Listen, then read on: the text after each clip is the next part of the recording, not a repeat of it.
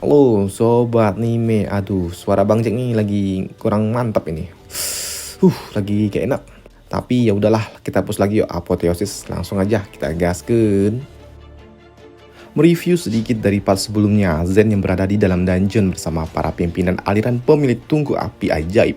Di sini mereka pun harus mengadu nasib, mengadu keberuntungan. Keberuntungan siapakah yang paling tinggi di antara para peserta yang ada di dalam dungeon itu?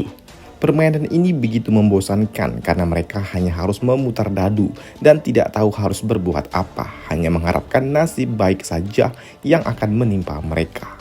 Lantas permainan pun menjadi sedikit seru ketika Zen mendapatkan tantangan dari salah seorang murid dari negara dewa yang tidak terima. Doi tidak terima ketika Zen harus memberikan hukuman dan juga menurunkan keberuntungan dari nona mudanya.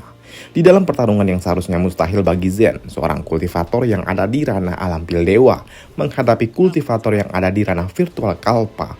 Di sini Zen pun menunjukkan atau mengejutkan seluruh pihak. Karena siapa yang menduga kalau ternyata Zen dapat memenangkan pertarungan itu. Bukan cuma memenangkan saja, tapi juga Zen berhasil membunuh lawannya. Yang membuat gadis bercadar itu pun kesal. Nona muda dari negeri dewa ini pun murka. Orang yang ia anggap sebagai Oni-channya harus mati di depan matanya. Dan untuk membalaskan itu semua, ketika giliran gadis itu memutar dadu, Doi pun mendapatkan poin 6, di mana ia juga mendapatkan reward yang memberikannya hak untuk menghukum mati peserta. Di sini Di pun sebagai pimpinan aliran atau istana awan, Doi pun tahu kalau si lamcur itu pasti akan menghukum Zen, yang akan menjatuhkan hukuman mati kepada Zen yang telah membunuh Oni-channya. Lantas untuk dapat menghentikan si lamcur itu, di sini Di pun melepaskan teknik kutukan yang dapat menembus barrier yang ada di tempat ini. Di mana kutukan itu adalah kutukan kematian, di mana setiap tahunnya siapa saja yang terkena kutukan itu akan menghadapi racun dingin yang sangat menyakitkan. Namun uniknya, kutukan itu tidak hanya berlaku kepada korban, tapi si pelakunya juga sama akan mendapatkan kutukan yang serupa. Tapi di sini gadis cadar itu pun tidak peduli, ia tetap menjatuhkan hukuman mati kepada Zen dan di sini Zen pun benar-benar harus menghadapi mesin press yang memaksa dirinya pun harus gepeng like ayam penyet. Waduh. Tekanan yang menimpa Zen itu begitu kuat hingga Zen pun harus mati-matian menahan tekanan itu. Bahkan Doi juga sempat mengeluarkan seluruh kekuatan dari sisik naga, tapi tetap saja tekanan ini mustahil bagi Zen untuk dapat menahannya. Tapi di sini Zen pun tidak menyerah sedikit pun. Doi pun mengerang untuk dapat menambah semangat tempurnya. Pada akhirnya Zen pun harus tumbang juga, yang membuat Di harus membanjir air mata. Di juga berujar, Kau lo Zen, kau bahkan belum dapat menyelamatkan adik perempuanmu. Tapi di sela-sela tekanan yang harus terus menghantamnya, Liontin yang digunakan oleh Zen pun pecah. Dan itu pun membentuk suatu barrier pelindung merah. Barrier yang super duper kuat, sangat-sangat kuat, bahkan dapat menahan kutukan yang ada di tempat ini. Kutukan yang dibangun oleh seorang immortal. Bahkan barrier yang dibangun oleh Liontin yang ada di tangan Zen ini sempat menembus atau menembakkan cahaya yang sangat luar biasa ke angkasa. Setelah itu, di sini Zen pun baru menyadari kalau Liontin pemberian dari pimpinan istana jurang itu sungguh luar biasa. Hey, jika kalian lupa Liontin apa itu, kalian dapat lihat di part ke-17 atau 18 kalau nggak salah. Di sini Zen pun juga memang terluka. Terlihatlah dari tangannya yang benar-benar berdarah. Tapi itu semua tidak mengancam untuk nyawanya. Tapi melihat Di yang menangis, membuat Zen pun bertanya, ada apa? Kau tidak perlu khawatir, ini hanya kekuatan dari seorang immortal. Aku baik-baik saja. Dan ini bukanlah suatu masalah. Bukan masalah nenek lu. Kau hampir membuatku ketakutan setengah mampus, dasar bocah kimbe.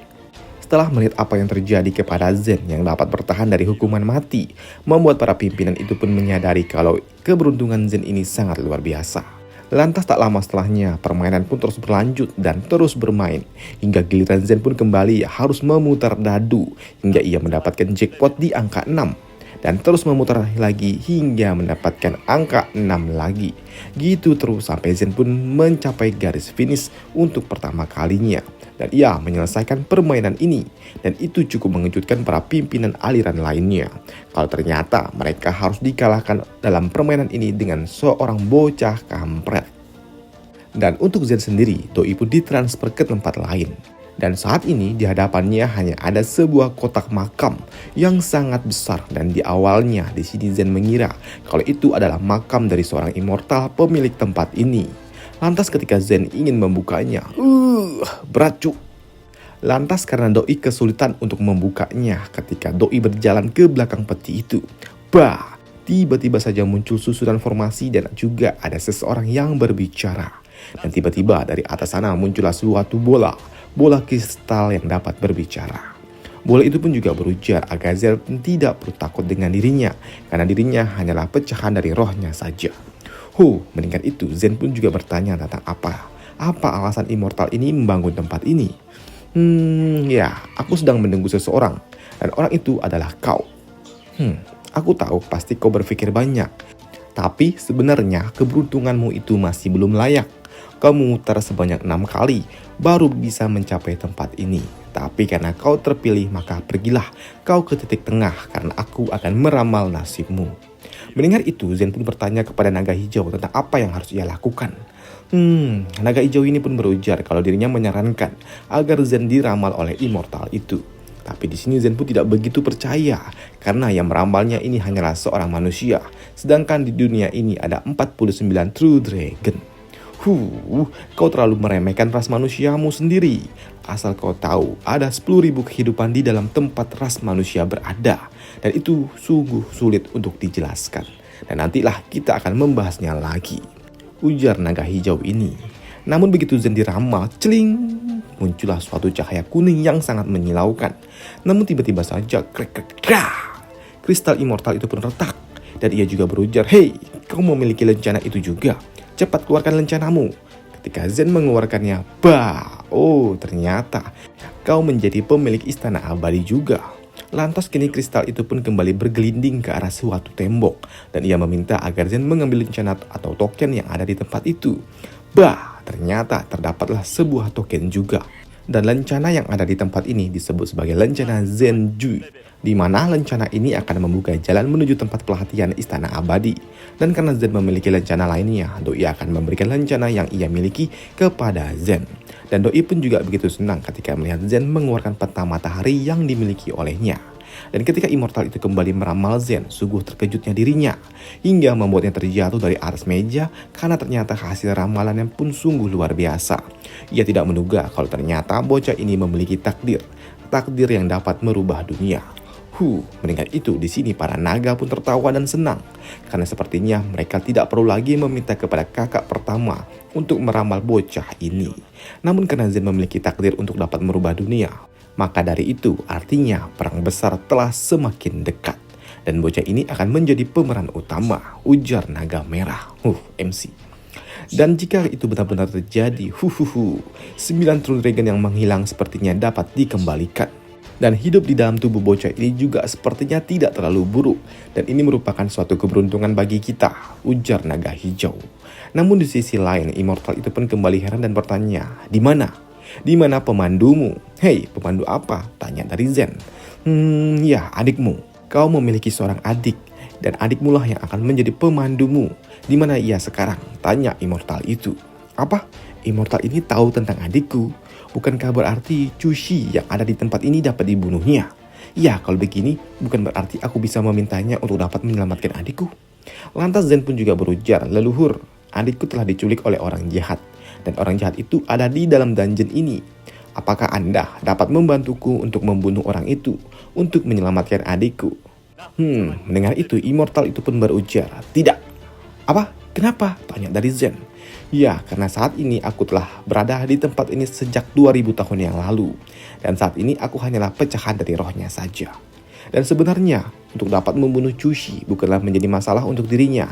Karena saja Doi pun tidak ingin melakukannya, karena ia tidak ingin merubah takdir.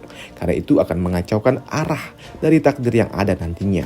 Hanya saja untuk membantu Zen, Doi pun akan mengirim Zen ke tempat suatu pelatihan, di mana di tempat itu dipenuhi oleh kekacauan, dan di tempat itu juga ada sebuah pagoda terbalik yang disebut sebagai pagoda dosa.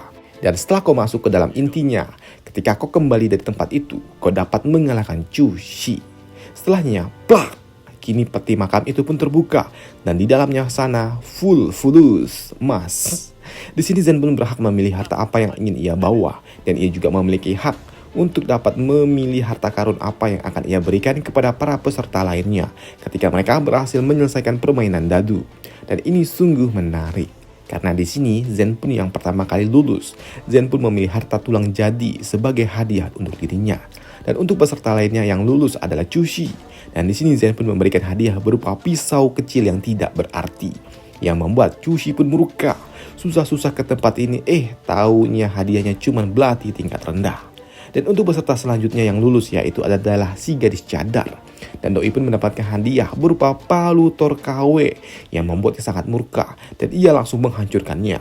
Dan untuk Doi pun diberikan setumpuk hadiah oleh Z. Dan inilah pentingnya orang dalam. Coba kalian perhatikan baik-baik. Ada 7 Dragon Ball. Waduh. Oke, lanjut. Sebelum Zen pergi meninggalkan tempat ini, Zen pun juga diberikan hadiah berupa token kupu-kupu jadi. Dan benda inilah yang akan digunakan oleh Zen ketika ia masuk ke dalam inti dasar dari pagoda terbalik. Setelahnya, Zen pun ditransfer ke tempat lain menggunakan susunan formasi yang ada di tempat ini. Dan tiba-tiba saja langit pun bergemuruh dan BAM! Zen pun terhempas ke bawah sana, dan ketika ia membuka matanya, ada 2 bocil. Melihat Zen menggunakan cincin dan juga sekiranya berharga, di sini salah seorang bocah pun mencoba untuk mengambil cincin yang dikenakan oleh Zen. Karena di sini Zen tidak dapat bergerak, Doi pun hanya dapat pasrah ketika cincin dimensi pemberian yang di dalamnya banyak harta karun dicomot oleh seorang bocah. Tapi di sini Zen pun santuy aja, mengingat yang dapat membuka cincin itu hanyalah seorang kultivator. Hingga pada malam harinya, Zen pun yang masih belum dapat bergerak, Doi pun dihampiri oleh seorang warga yang membawa obor. Bukan bakal diarak, tapi di sini Zen pun digotong. Warga gotong royong untuk mengangkat Zen dari dalam lubang raksasa itu. Salah satu warga juga mengembalikan cincin milik Zen yang dicomot oleh bocah yang ada di tempat ini. Hingga pada tengah malam, Zen yang berada di dalam suatu tenda milik warga, Doi pun mencoba untuk menyerap energi yang ada di sekitarnya untuk dapat mengembalikan kondisi tubuhnya. Hingga pada pagi harinya, Zen pun yang mulai dapat berbicara. Zen pun juga bertanya, di manakah mereka saat ini? Pak tua itu pun yang baru saja datang, ia mengatakan kalau mereka ada di peternakan ras iblis. Peternakan ras iblis? Apa itu?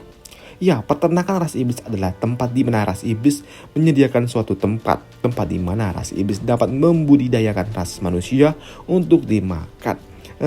Kayak peternakan ayam gitulah. Tapi yang jadi ayam manusia, manusia gitulah. Ya gitulah. Mendengar itu sempat membuat Zen pun cukup bingung. Ditambah ketika ada seseorang yang datang. Orang itu datang menyampaikan pesan kalau ras iblis telah datang meminta jatah. Dan benar saja, kini ras iblis itu datang dan meminta jatah kalau mereka akan membawa 5 orang manusia untuk dimakan. Dan itu termasuk anak-anak.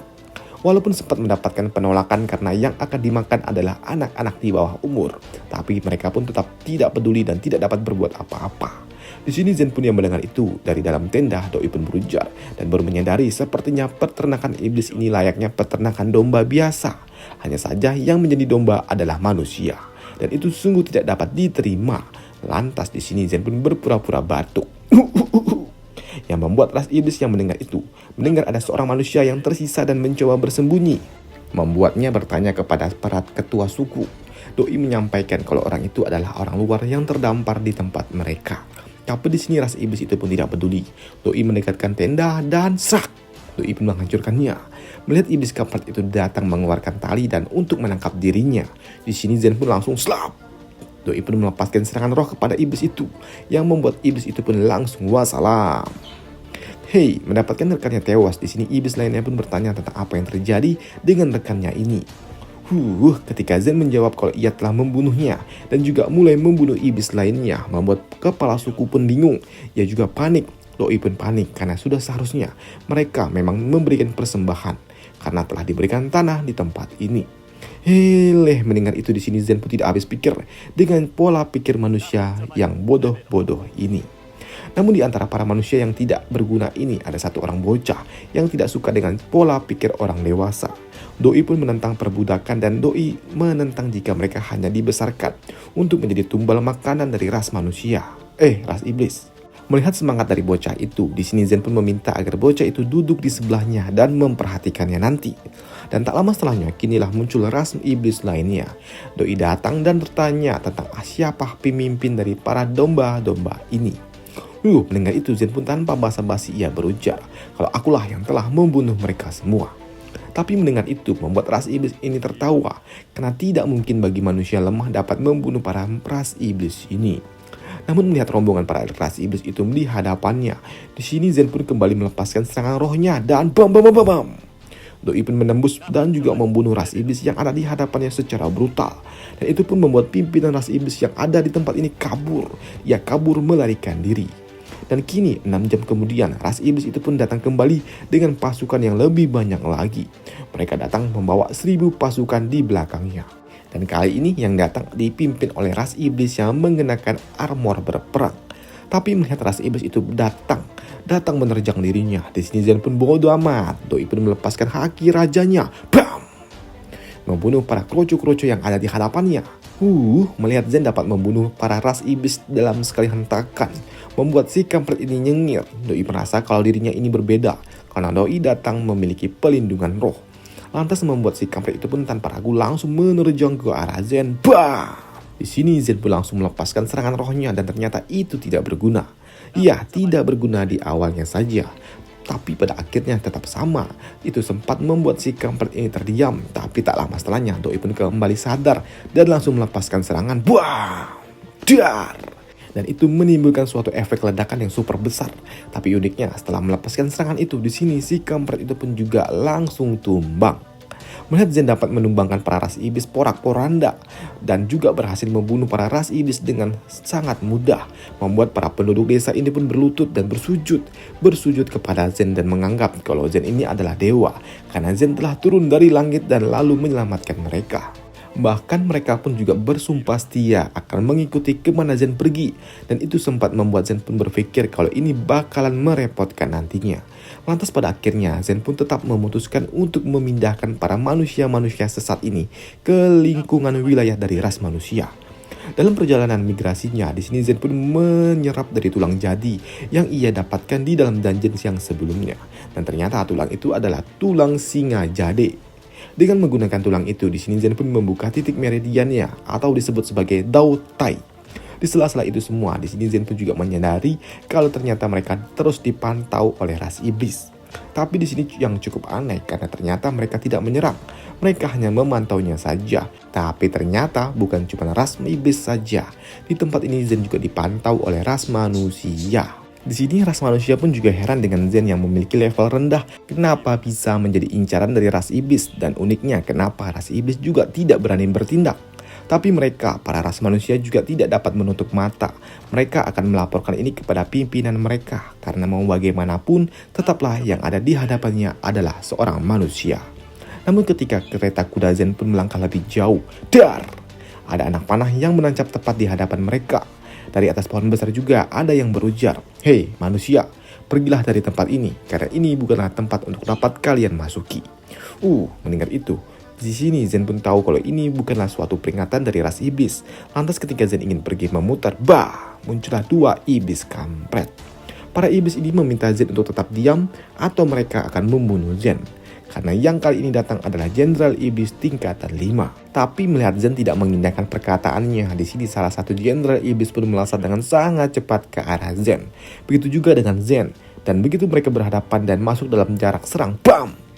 Zen pun meledakkannya dengan tinjunya. Dan itu sungguh mengejutkan ras iblis dan juga ras manusia yang memantau itu semua, termasuk ras elf yang ada di dekat mereka. Namun melihat ras iblis itu begitu keras kepala dan ingin mengeroyok dirinya, di sini Zen pun bukannya takut, Doi pun malah melesat ke arah mereka semua. Bam! Zen pun meledakkan tempat ini dan membantai mereka semua yang ada di hadapannya. Bahkan ketika Zen melihat ada satu jenderal iblis yang mau kabur, bam!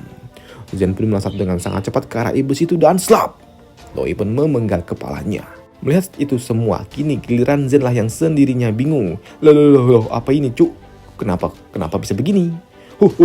Kenapa? Kau merasa aneh kah bocah? Ini adalah energi yang kau gunakan adalah energi dari Dao Bai Hutai yang kau serap dari tulang jade singa. Namun di sela-sela itu kini muncul lagi iblis yang merepotkan. Melihat iblis kali ini, di sini Zen pun juga tahu kalau iblis yang ada di hadapannya berbeda karena kekuatannya setara dengan kultivator yang ada di ranah virtual Kalpa.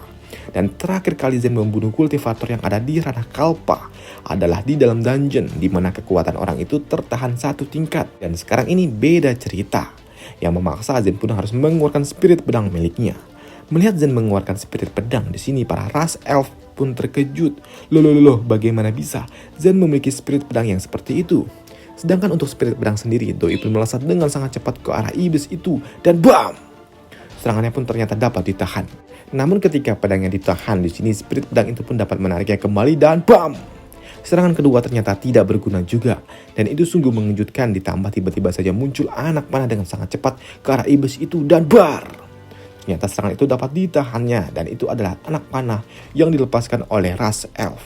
Doi pun juga berujar kalau manusia yang ada di depannya ini adalah manusia spesial yang akan mendapatkan perlindungan dari ras elf. Tapi di sini iblis kampret itu tidak peduli dengan ultimatum itu. Namun tak lama setelahnya, kini giliran ras manusialah yang muncul.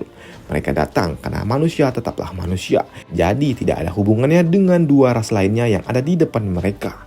Melihat kemunculan ras manusia membuat Zen pun meminta kepada para manusia-manusia sesat yang ada di tempat ini untuk segera pergi ke sisi dari manusia. Dengan begitu mereka pasti akan aman. Zen yang sudah sedikit tenang kembali panik ketika ia melihat suatu sinyal yang ditembakkan ke udara, di mana sinyal itu adalah sinyal yang dilepaskan oleh ras iblis untuk memberitahu di mana posisi musuh mereka, yang memaksa Zen pun langsung terbang sejauh mungkin untuk kabur. Puff! Dalam pelarian yang super duper ngebut, Zen pun harus kesulitan karena Doi harus diuber-uber oleh 3 orang ras iblis kelas atas. Dan ketika Zen bakal ditangkap, Zen pun melepaskan serangan roh. BAM! Serangan itu pun melesat dengan sangat cepat seperti sebuah rudal jelajah yang hampir saja menghantam salah satu iblis yang mengejarnya. Tapi sialnya serangan itu pun miss.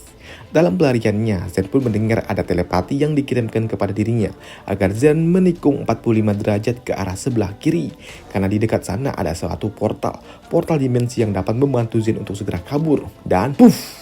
Zen pun melesat mengikuti arah itu. Dan setibanya di portal itu, Zen pun buru-buru mengaktifkan portal dimensi itu dan celing! Doi pun berhasil kabur. Tapi ternyata Doi juga berhasil diikuti oleh para iblis-iblis kampret lainnya. Dan ketika Doi mau terbang, blak, malah jatuh. Melihat Zen tidak dapat kabur lagi.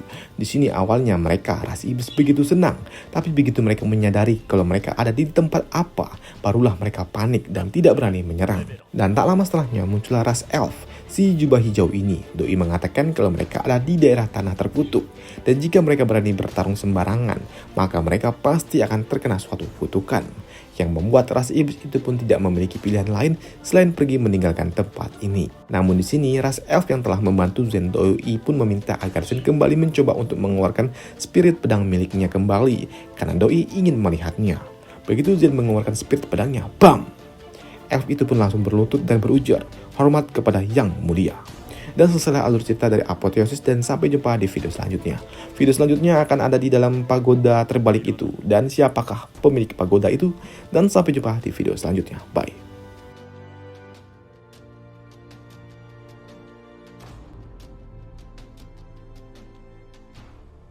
나 혼자만 레벨업.